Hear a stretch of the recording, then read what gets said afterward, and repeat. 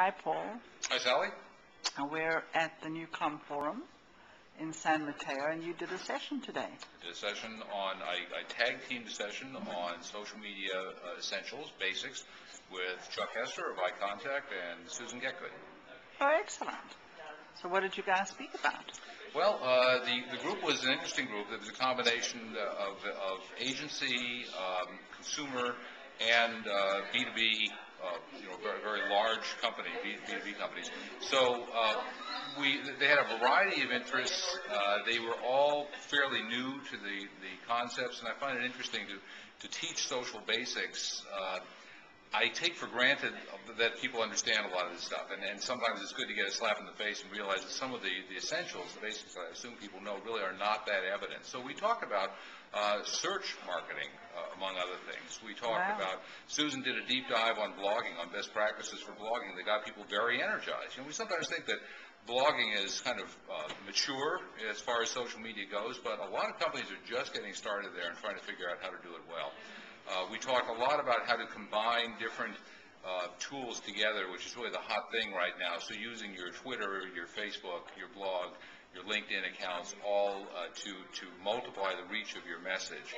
And we spent a lot of time on ROI, because they are all facing management pushback, client pushback on how do you justify the value of these things. And, that really comes down to, applying some of the best principles that Katie Payne and Shel Holtz teach about using, finding metrics that can be measured, and B, understanding that this is new stuff, and the investment is actually relatively low in a lot of these tools. You can experiment a lot, double down your winners, fold your losers, and it's really an iterative process. So I think we tried to make social media a little less threatening for them, to realize that it's okay to make mistakes, that the cost of making mistakes is not really all that great, that everybody's kind of feeling their way through this right now. That sounds great. I saw a study on the state of social media from Social Media Examiner was out this week. I don't think I've seen that one yet. They did one last year, and so this is the update. And they also said that there are many people who are just starting out, which, as you say, seems to us maybe a bit of a surprise, but obviously not so. Well, one of the things that I think the big trends of 2009 was probably the breakout year for social media as far as going mainstream. And we saw companies like Coca-Cola and like Ford Motor Company that had they were very large consumer brands. Pepsi is another one. Very large consumer brands that made a wholesale embrace. And have gone really from almost inaction 2 years ago to a complete adoption of they're fully engaged in social channels, and I think that is going to melt a lot of the resistance that exists. Case studies are a very powerful form of persuasion. Where I think we see the resistance still is in small companies that don't really see the payoff, and particularly in B2B companies. One of the people in our session today actually represents an organization of copper producers. They have something like 40 members, but these are 40 members who are enormous companies, and you have to ask, what is the value? What is the value of social channels for them? Probably many of them are not all that effective. What this organization wants to do. But there may be some that will apply to their case. So with them, it's more a process of figuring out, doing the narrowing down to what channels are really going to work. If you're Coca-Cola, it's kind of easy. Everything is a good channel. But I think we're seeing the resistance is coming now primarily from those companies. Just they want to know better what the payoff is going to be. And that's understandable. Yes. So from your session today, what would be some of your tips for best practices? I think that you want to understand that the action is now moving to where the customers are congregating.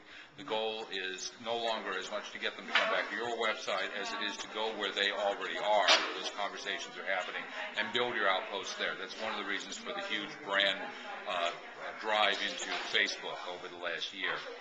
Another is to pick your channels carefully. Use your messages appropriately to the channel. a message you were going to deliver on Facebook is very different from when you're going to deliver on LinkedIn. But both of those channels may be appropriate to different parts of your business.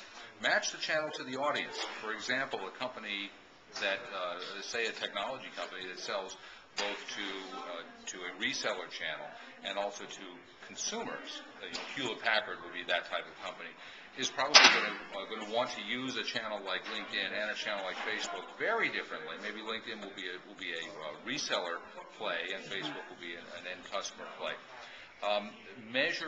Choose a limited number of metrics, and get everyone to agree on what metrics are important to you. So I strongly encourage people, get away from this focus on number of Twitter followers, right?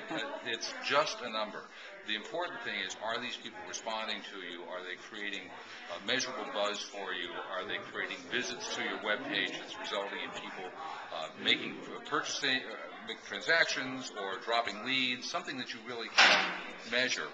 And also understand that the payoff from social media investment may come in areas that have nothing to do in social media. So one of the big, I think, examples we're seeing, one of the big metrics that companies are adopting is leads, it's sales, it's mainstream media mentions. Right? These are metrics which have been around for a long time, but which are affected by social channels. So just try a lot of stuff. Tolerate failure, because it's not that expensive to fail. If your Facebook fan page fails, big deal. You tear it down and you do something else.